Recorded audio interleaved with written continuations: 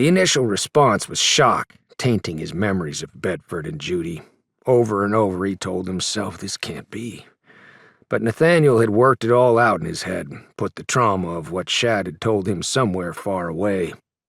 Turned his loss to anger and came with thoughts on how things would be handled.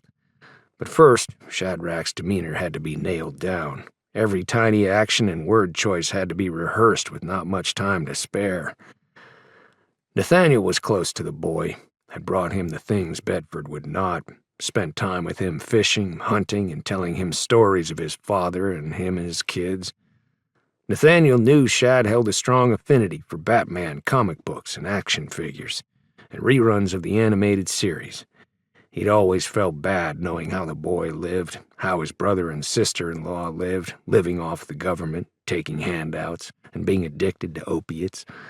He'd thought of bringing in social services and trying to get custody of the boy, but it was his brother, his family. That was a hard line to cross. He'd recommended getting help, therapy, someplace to dry out, but neither of them wanted anything to do with getting off chemical dependency or the government's tit.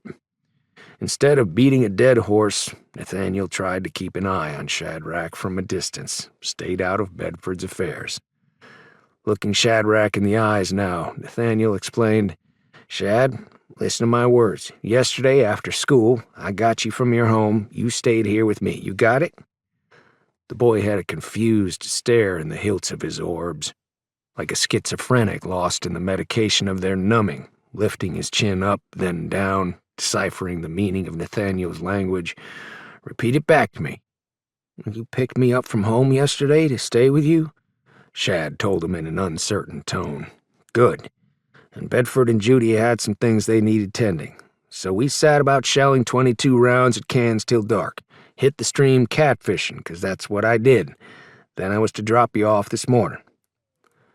Nathaniel nodded for Shadrach to repeat his words back to him once more. "Dad and Mom had stuff to do, so we shot at cans and went fishing."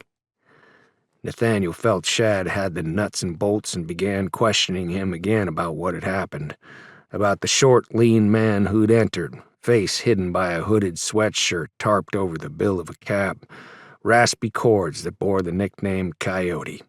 And Nathaniel told Shad, "What your daddy called him, Coyote. What we just spoke here, it stays between you, me, and the dead air that fills my home. You hear me?"